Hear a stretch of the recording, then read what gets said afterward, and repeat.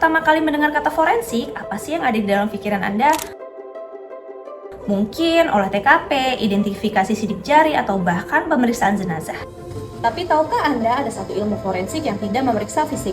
Tapi melainkan memeriksa apa yang ada di dalam pikiran manusia. Selamat datang di dunia psikologi forensik, sebuah titik temu antara ilmu psikologi dan juga sistem keadilan hukum. Hari ini kita akan membahas 4 poin penting yang ada di dalam psikologi forensik. Apa dan bagaimana sih psikologi forensik itu sebenarnya? Mengapa seseorang melakukan kejahatan? Bagaimana sih kondisi mental seseorang ketika melakukan kejahatan? Dan apakah seorang saksi itu bisa dipercaya? Apa itu psikologi forensik? Perbedaan psikologi forensik dan psikologi klinis, serta peran psikologi forensik. Di psikologi forensik, itu adalah cabang ilmu-ilmu psikologi yang menerapkan prinsip, teori, dan metode psikologi dalam sistem hukum dan peradilan. Bidang ini menghubungkan ilmu psikologi dengan hukum untuk membantu memahami perilaku manusia yang berkaitan dengan suatu kasus hukum.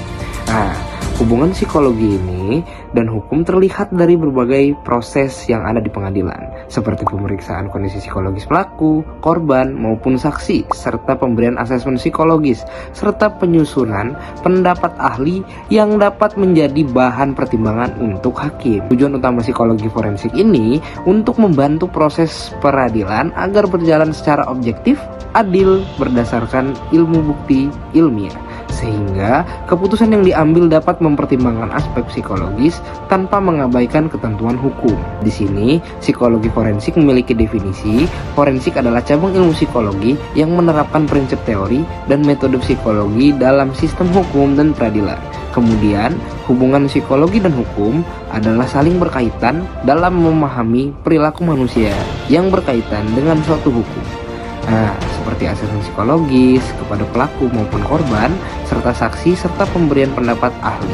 Nah, tujuannya apa sih, Kak? Tujuannya membantu proses peradilan agar berjalan secara objektif, adil, dan berdasarkan bukti ilmiah, sehingga keputusan yang diambil dalam persidangan dapat mempertimbangkan aspek psikologis tanpa mengabaikan suatu ketentuan hukum. Perbedaan psikologi forensik dan psikologi klinis dapat dilihat di sini. Psikologi klinis fokus kepada kesehatan mental pasien, hubungan terapeutik, dan menjaga kepentingan pasien. Sedangkan psikologi forensik fokusnya kepada kebutuhan proses hukum, hubungan profesional untuk evaluasi hukum, dan bersikap objektif terhadap pengadilan. Nah, psikologi forensik bukan bertugas membela salah satu pihak, tetapi memberikan penilaian ilmiah secara objektif berdasarkan data dan metode psikologi. Kemudian dalam pelaksanaan tugasnya, seorang psikolog forensik harus bisa memahami dan menerapkan aturan-aturan dan etika yang berlaku. Yang pertama adalah menjaga netralitas. Seorang psikolog forensik tidak boleh memihak pada pihak manapun. Dalam rangka menjaga netralitas, pada saat melaksanakan asesmen, seorang psikolog forensik harus bersikap objektif dan tidak subjektif untuk menjaga netralitas tersebut. Kemudian selanjutnya, pada saat melaksanakan asesmen tersebut, seorang psikolog forensik harus menghormati hak asasi manusia. Dan semua yang dilaporkan kepada pihak penyidik atau pihak yang berwenang, seorang psikolog forensik harus bertindak berdasarkan bukti ilmiah. Apa yang dilaporkan, apa yang dituangkan ke dalam laporan, itu harus berdasarkan bukti ilmiah. Kemudian selanjutnya, setelah melaksanakan segala macam rangkaian asesmen psikolog forensik, seorang psikolog forensik diharuskan untuk menjaga kerahasiaan daripada data tersebut, daripada hasil wawancara atau asesmen tersebut. Seorang psikolog forensik harus menjaga kerahasiaannya. Kemudian selanjutnya, pada contoh kasus fiktif, kami mengambil contoh kasus di mana seorang anak berusia 16 tahun mengalami tindak kekerasan seksual yang menyebabkan anak tersebut mengalami trauma berat. Sehingga pada saat melaksanakan pemeriksaan, pada saat melaksanakan penyidikan, sang anak tidak bisa terbuka. Sang anak tidak bisa menceritakan kejadian tersebut secara runtun atau mungkin merupakan bagian-bagian daripada kejadian tersebut karena trauma berat yang dialaminya.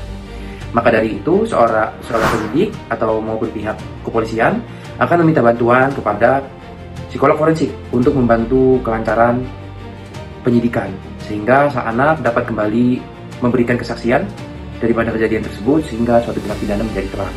Baiklah, kita sudah di penghujung video yang telah dijelaskan oleh teman-teman kita tadi.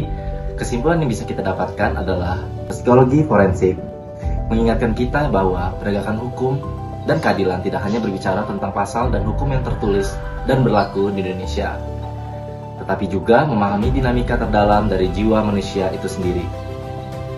Dengan sains dan asesmen psikologi dan objektivitas, dalam mempelajari ilmu psikologi forensik, membantu memastikan bahwa hukum ditegakkan seadil-adilnya. Terima kasih.